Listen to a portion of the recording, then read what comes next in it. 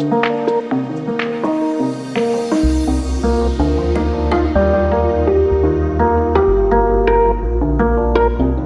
bien, bonjour à tous pour cette troisième et dernière série sur l'homme augmenté. Alors, on a déjà vu que cet homme augmenté, on avait besoin de s'augmenter notre santé par des moyens extérieurs, notamment des médicaments par exemple, stimuler nos défenses immunitaires. On a besoin d'augmenter notre intelligence, on est trop bête, on ne comprend rien, et il faut qu'on nous dise quoi faire, et surtout il faut augmenter nos capacités cognitives, de réflexion, etc. Et puis là, on va voir que le pass sanitaire, qui se transforme en pass vaccinal, il amène un troisième niveau de lecture. Et celui-là, il est carrément hors circuit par rapport aux deux autres. On ne parle plus d'intelligence cérébrale ou du corps, on va parler de la moralité.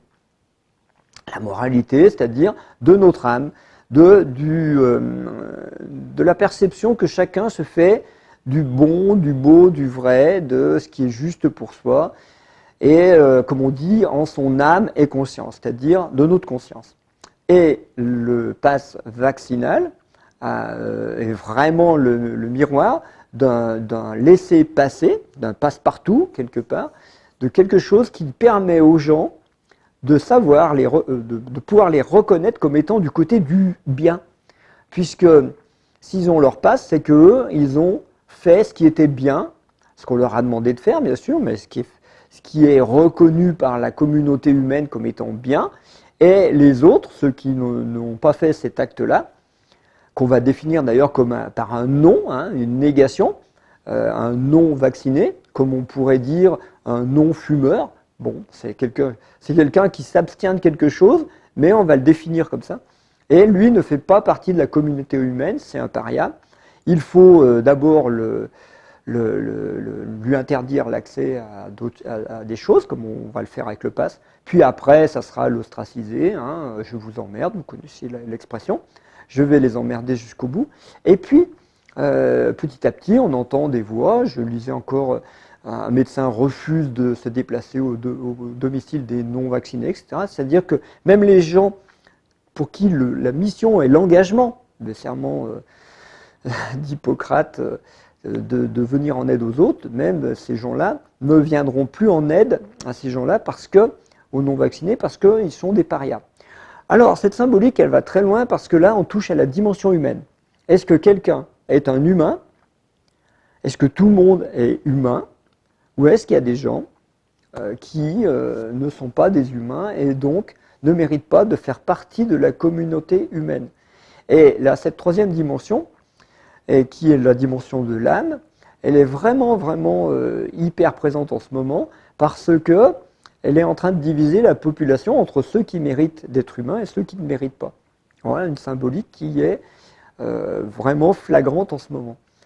Il y a ceux qui sont du côté du bien et ceux qui sont du côté du mal.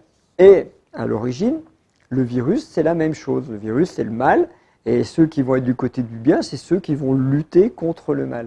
Sauf que le mal, petit à petit, se décale pour venir, comme je l'ai déjà expliqué dans le principe du bouc émissaire, venir se focaliser sur une population présumée innocente que l'on va désigner comme étant coupable.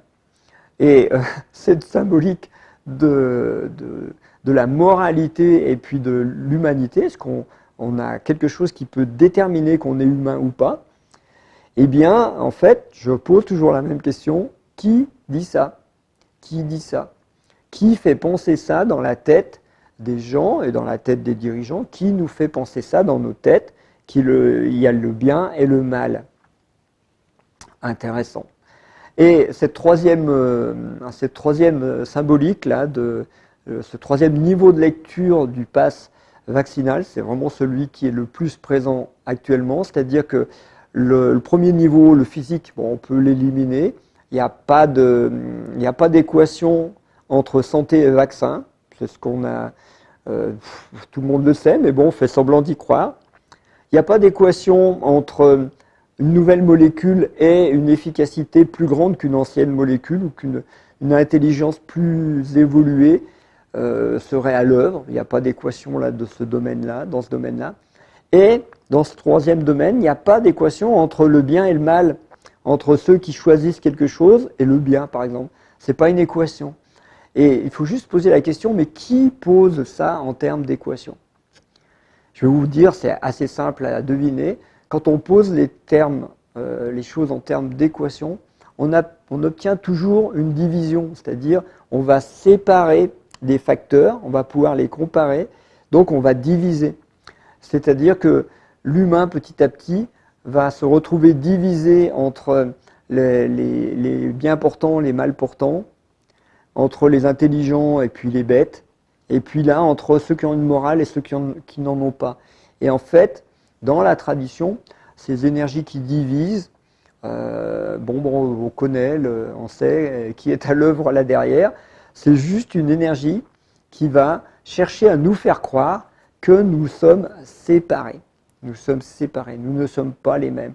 Vous n'êtes pas comme moi, je ne suis pas comme vous, etc. etc. Et en nous faisant nous séparer, ça nous donne un sentiment d'exister de manière individuée, autonome. Alors que la réalité, il faut bien revenir à un principe de réalité si on veut sortir de ça, la réalité c'est que nous sommes tous interdépendants, nous respirons tous le même air, nous buvons tous la même eau, etc. etc. Et le sentiment de séparation, la croyance dans une séparation est complètement virtuelle. Alors, la séparation entre le bien et le mal, elle est encore plus virtuelle parce qu'elle va reposer de plus en plus, et on le voit bien actuellement, sur des jugements de valeur et des jugements qui sont orientés pour obtenir des choses qui sont en général des masses monétaires. Hein. On veut de l'argent, du pouvoir, être élu par exemple, avoir un statut, avoir une sorte d'existence valorisante, d'avoir un ego qui se sent mieux que les autres, etc. etc. Et puis pour conclure sur ces 3 niveaux de lecture, ces 3 vidéos, vous allez tous me mettre des commentaires, je sais, en me disant mais c'est quoi la solution? Alors je vous le dis tout de suite, la solution c'est simple, puisqu'il suffit d'observer les forces qui sont à l'œuvre, et de dire, elles sont à l'œuvre en nous, hein, en chacun d'entre nous, et de se dire ces forces, elles demandent à être inversées. C'est-à-dire que c'est la grande théorie du yin et du yang, c'est quand on arrive au fond du yin, hop, automatiquement on remonte vers le yang, puis quand on est au sommet du yang, hop, on redescend dans le yin.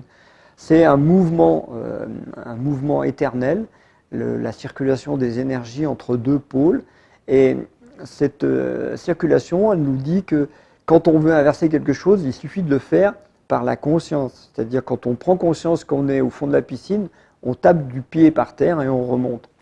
Donc ces 3 forces qui sont à l'œuvre, qui veulent nous montrer, qui veulent nous enfoncer encore plus dans le matérialisme et dans la bêtise, c'est ça que ça fait en ce moment, en fait ces forces, elles demandent juste l'inverse, c'est-à-dire à être spiritualisées. Il ne faut pas lutter contre elles, il faut les spiritualiser. Alors comment faire? Eh bien spiritualiser, comme je vous l'ai dit dans la première vidéo, au niveau du corps, et si vous mettiez dans votre tête que votre corps est puissant au-delà de ce que vous paraissez, c'est-à-dire au-delà de ce que vous pouvez soulever comme poids ou que vous pouvez porter, eh bien en fait votre corps est bien plus puissant que ça. Mettez dans la tête l'idée que votre corps est en développement et qu'il est en développement non seulement physique, mais sur d'autres plans invisibles que vous ne voyez pas, mais qui sont très en train de se développer actuellement. Au niveau de l'intelligence cérébrale, eh bien, mettez dans votre tête que l'esprit n'est pas quelque chose que l'on quantifie et que l'on peut maîtriser. L'esprit, c'est quelque chose qui n'est pas enfermable. On ne peut pas enfermer. On dit enfermer l'esprit, ça revient à enfermer un oiseau sauvage. Il va mourir. C'est pas possible. Donc l'esprit, c'est quelque chose qui vient en vous quand vous avez la tête vide et pas quand vous avez la tête pleine. Hein, vous connaissez tous la blague du verre plein qu'on essaie de remplir, on ne peut plus mettre une goutte. Bon, ben voilà. C'est exactement pareil pour notre cerveau. Notre cerveau, il vaut mieux qu'il soit vide plutôt que de le remplir de connaissances. Et puis au niveau de la moralité, là c'est le plus délicat, c'est qu'on devrait tous s'en remettre à notre fondement intérieur, à notre moi profond, on appelle ça, c'est-à-dire en mon âme et conscience, qu'est-ce que je ressens de bon pour moi, de juste pour moi, de vrai pour moi. Et à ce moment-là, peu importe ce que font les autres. Alors bien sûr, vous allez me dire, mais si tout le monde fait la même chose, ben oui, mais on connaît ça dans les banlieues, à un moment, ou dans les écoles, dans les collèges, à un moment, à 12 ans, tout le monde se met à fumer, donc il faut fumer. Puis après, tout le monde se met à se droguer, donc il faut se droguer. Puis après, tout le monde va se saouler dans les boîtes de nuit, donc on va... C'est pas possible. Il y a un moment, ma conscience me dit, mais pourquoi je fais ça? Pour être en lien avec les autres? C'est une illusion. C'est une illusion. Je peux être en lien avec les autres en étant intègre avec moi-même. Et vraiment, cette troisième dimension, c'est la plus fondamentale en ce moment. Et vraiment, je vous invite à regarder ça attentivement et puis à faire vos choix en votre âme et conscience. Et le reste n'a pas d'importance. Voilà, je vous dis à bientôt et puis remercions tous ensemble cette symbolique du pass vaccinal qui vient nous apporter, encore une fois, toujours le même éclairage, parce que ce sont toujours les mêmes choses qui sont derrière. Mais c'est passionnant à regarder. Allez, à bientôt.